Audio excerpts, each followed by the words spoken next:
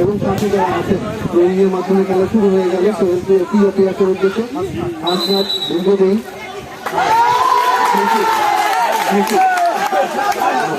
অবৈধভাবে তাকে বাধা দেওয়ার কারণে ক্রিকেট করতে গিয়ে গিয়েছে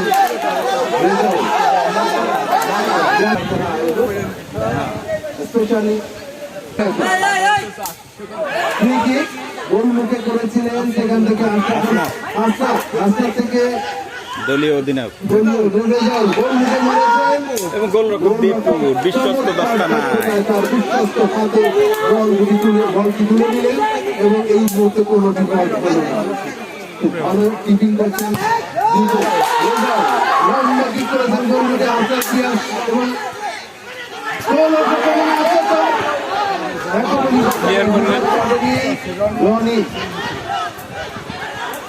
বল দিয়েছেন ওখানে লিপুর উদ্দেশ্যে চেষ্টা করেছে বিচক্ষণতার সাথে যিনি রক্ষণ করে চলেছেন। রক্ষকের ভূমিকা সুন্দরভাবে তিনি এইটাকে ট্যাকেল করলেন।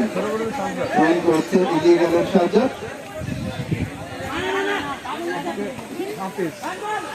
হাফিজ হৃদয় বলটি কেড়ে নিলেন অলোক। হাফিজ থেকে দারুণ দ্রুতগতি সাজ্জাদ ক্লিয়ার করলেন। রনি চমৎকার ভাবে তিনি ডিবলিং করলেন, দেখার মতো দর্শনীয়। এগিয়ে যাচ্ছেন এবং জামিল ক্লিয়ার করলেন বুলবুলের জনের উদ্দেশ্যে। তিনি বলটা ধরতে পারলেন না, অলোক ব্যাকিং করলেন, চমৎকার দেখার মতো। অলোক করেছেন মিরাজ জনি এবং গোল শট এবং গোল এই মাত্র আরো একটি গোল ড্যান্সার জোনে খুব মারাত্মক একটা জায়গায় ফাউল হয়েছে।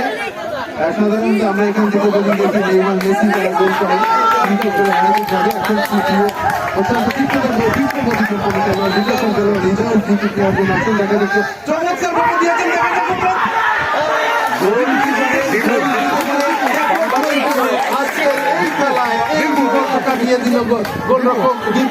দীপুকে আমরা ভাববা দিতেই পারি। এই ক্ষেত্রে চমৎকার একটি চমৎকে তিনি প্রতিহত করলেন, নিশ্চিত একটা গোল থেকে তিনি দলকে সেভ করলেন। মাধ্যমে ফিরে গেল হৃদয় বল দিয়েছেন সঠিক থেকে আশরাফুলকে। আশরাফুল এগিয়ে নিয়ে যাওয়ার চেষ্টা কিন্তু পারলেন না।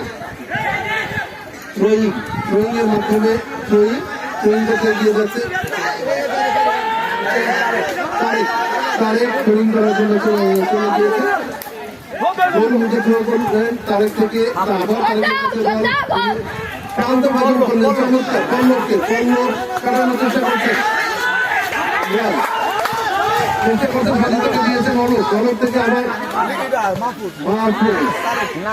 তারেকের ভুল পাস, তারেকের কাছে গিয়েছিল, তারেক থেকে বল হাফিজ চমৎকার ভাবে রান করতে গিয়েছেন আশরাফুলকে। গোল মুখে গোল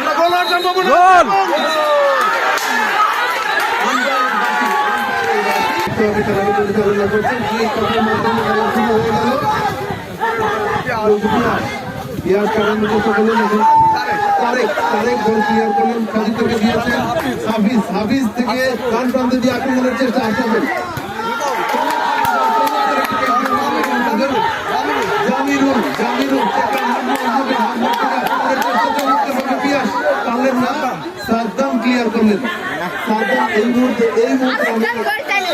এই মুহূর্তে আমি দর্শকদেরকে ধন্যবাদ দিই। এই প্রতিকূল আবহাওয়া উপেক্ষা করে এই মুহূর্তে আমাদের মাঝে অনেক দর্শক এসেছেন। আমরা কিছু ফিমেল দর্শক দেখতে পাচ্ছি।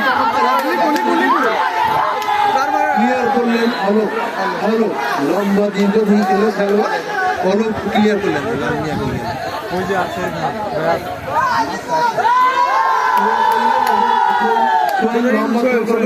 লম্বা থ্রো করতে তিনি বেশ খ্যাতি অর্জন করেছেন। আবারও চমৎকার ভাবে কাটানো সোহেল থেকে